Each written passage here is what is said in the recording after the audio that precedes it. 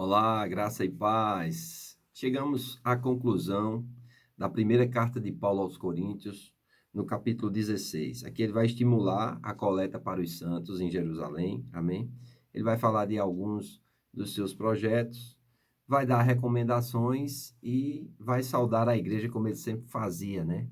Paulo escreve essas cartas com o objetivo de responder perguntas que a igreja de Corinto tinha feito. Então, com relação à coleta, ele traz alguma orientação, né? E ele diz: ora, quanto à coleta que se faz para os santos, fazei vós também o mesmo que ordenei às igrejas da Galácia. Então, Paulo tinha um padrão com relação às coletas, né? O que ele diz aqui para a igreja de Corinto, ele fala também para a igreja de Gálatas, amém? E na igreja da Galácia e nas outras igrejas. Então, ele diz: no primeiro dia da semana, cada um de vós ponha de parte o que puder ajuntar, conforme a sua prosperidade, para que não se faça as coletas quando eu chegar. E quando tiver chegado, mandarei os que, por cartas, aprovardes, para levar a vossa dádiva a Jerusalém. E se valer a pena que eu também vá, irão comigo. Então, é interessante nós vermos isso aqui, né? O apóstolo Paulo, ele estimula os cristãos gentios para que eles possam compartilhar com os cristãos judeus, né, a respeito dos seus bens materiais. E é interessante, essa coleta deveria ser sistêmica, ou seja, no primeiro dia da semana, deveria ser feita individualmente, amém? Proporcional à prosperidade de cada um e também deveria ser cuidadosamente administrada, ou seja, iria ser enviada por alguém que fosse dar confiança. Então, Paulo traz essa instrução e é interessante nós vermos essa comunicação no que diz respeito à parte financeira, amém? Então, é muito importante nós atentarmos para isso. Precisamos cada vez mais fazer com que o nosso bolso também seja convertido, amém? E participar dos bens materiais com aqueles que plantam em nós as bênçãos espirituais, amém? Então, ele vai agora dar continuidade, dizendo: irei, porém, ter convosco, depois de passado pela Macedônia, de ter passado pela Macedônia, né? E bem pode ser que fique convosco e passe também o inverno, para que me acompanhes até onde eu for. Porque não vos quero agora ver de passagem, mas espero ficar convosco algum tempo, se o Senhor permitir. Ficarei, porém, em Éfeso até o Pentecostes, porque uma porta grande e eficaz me abriu, e há muitos adversários. É interessante, né? Ele diz que uma porta grande e eficaz abriu em Éfeso, e ele vai ficar lá, e existem muitos adversários. Veja bem, não quer dizer porque uma porta grande que Deus abriu, nós não vamos ter dificuldades, né? Paulo diz que vai ficar em Éfeso, vai permanecer em Éfeso, e ele vai permanecer um bom tempo em Éfeso, amém? Ensinando ali a palavra de Deus, ele vai ensinar na escola, né? Vai fazer discípulos. Éfeso era uma cidade estratégica porque ali passava muita gente, então ele acabava tocando muitas vidas e fazia muitos contatos, né? Então ele diz que se abriu uma porta grande e eficaz, mas ele diz que há muitos adversários, muitas adversidades. Por quê?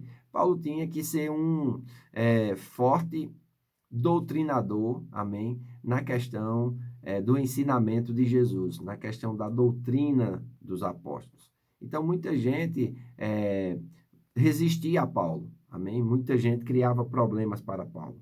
Mas Paulo confiava em Deus, Paulo estava dependente de Deus, e Deus, pelas mãos de Paulo, fazia muitas coisas, muitos sinais, prodígios, maravilhas, edificava muita gente, salvava muita gente, amém? Então, é muito importante nós atentarmos para isso. E Paulo agora vai começar a falar dos seus parceiros ministeriais, né? Ele vai falar: se Timóteo for ter, estimula os coríntios a recebê-lo, né? E prover ele também, amém? Acerca do irmão Apolo, no versículo 12, né? Paulo intercede para que Apolo fosse ter com os irmãos em Coríntio, mas ele, por algum motivo, não teve vontade de ir, mas vai a Corinto quando tiver ocasião. Então, no versículo 13, ele diz: vigiai, estáis firmes na fé, portai-vos varonilmente e fortalecei-vos. Veja que conselho bom, né? Além disso, no 14, ele diz: todas as vossas coisas sejam feitas com amor. Então, é algo que nós precisamos nesses dias, né? Desses conselhos, nesses dois versículos. Vigiai, amém? Vigiar por quê? Porque existe um inimigo. Então, é importante nós vigiarmos, amém? Estar firmes na fé. Por quê? porque nós podemos estar sendo levados por um espírito de incredulidade. Amém? Ao invés de estarmos na fé, confessando a palavra, chamando à existência as coisas que não são como se já fossem, com expectativa de coisas boas que vão acontecer, nós podemos estar tão cheios de problemas que a nossa fé, ela mingua, ela desaparece. Jesus perguntou aos discípulos no meio de uma tempestade, né, pelo desespero dele, pela resposta que eles deram: aonde está a vossa fé? Então, em meio às adversidades da vida, nós precisamos permanecer firmes na fé. Amém? Portai-vos varonilmente. É interessante, né? O que Paulo diz aqui. Para se portar varonilmente. Ou seja, você se portar de forma forte,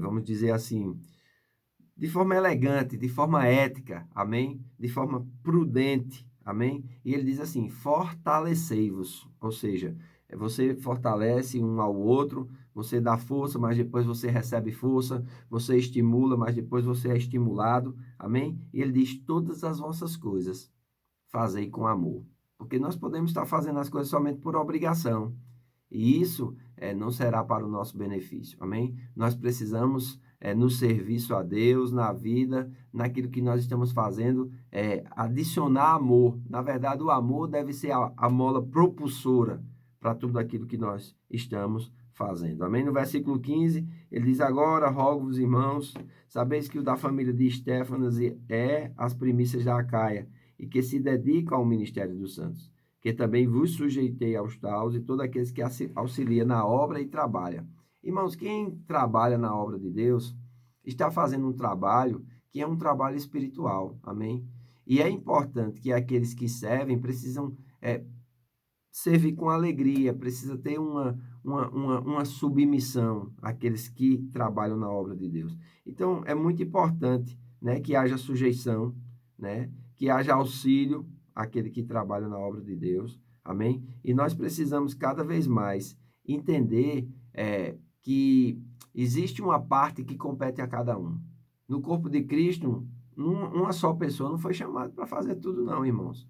O trabalho deve ser distribuído entre todos e cada um deve dar a sua justa cooperação. Amém? Cada um deve dar a sua justa contribuição, mediante aquilo que tem habilidade, mediante aquilo que sabe, mediante o tempo que dispõe. Então, é muito importante nós nos estimularmos uns aos outros, amém? A prática das boas obras e a prática do serviço a Deus. Então, que Deus venha derramar sobre nós, né? Esse senso de cooperação mútua, né? Esse senso de serviço, de estarmos verdadeiramente de coração, em amor, servindo uns aos outros, amém? Não pensar tanto em si mesmo, mas pensar no outro, não querer tanto que as pessoas supram suas necessidades, mas procurar, através daquilo que você sabe fazer, através daquilo que você tem, do seu tempo, dos seus recursos, das suas habilidades, servir uns aos outros. Amém? Versículo 17. Me alegro, porém, com a vida de Estéfanas e de Fortunato e de Acaico, porque estes supriram o que da vossa parte me faltava, pois recrearam o meu espírito e o vosso. Reconhecei, pois aos tais. As igrejas da Ásia vos saúdam afetuosamente no Senhor Áquila e Priscila, com a igreja que está em sua casa. Todos os irmãos os saúdam. Saudai-vos uns aos outros com ósculo santo. Saudação da minha própria mão, de Paulo. Se alguém não ama o Senhor Jesus Cristo, seja maldito. Maranata, que é a declaração: vem, Senhor Jesus. Enquanto ele não vem, versículo 23. A graça de nosso Senhor Jesus Cristo seja com todos.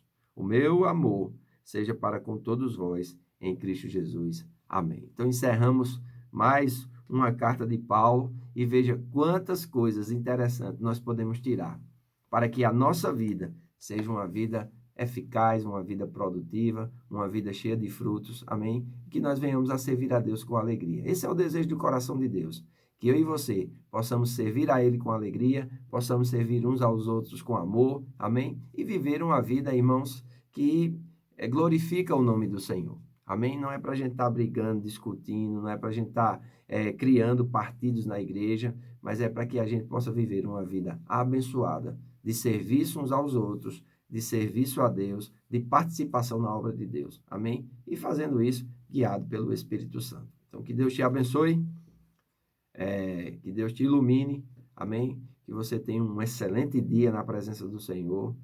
A graça de Deus é que nos promove, irmãos. A graça de Deus é que nos protege, é que nos guarda, e nós precisamos abundar nessa graça. Os que receberam a abundância da graça e o dom da justiça vão reinar em vida através de Jesus Cristo. Amém? Amanhã nós damos início à segunda carta de Paulo aos Coríntios, e eu louvo a Deus por poder estar te servindo também através desses vídeos. Um grande abraço, que Deus te abençoe, em nome de Jesus.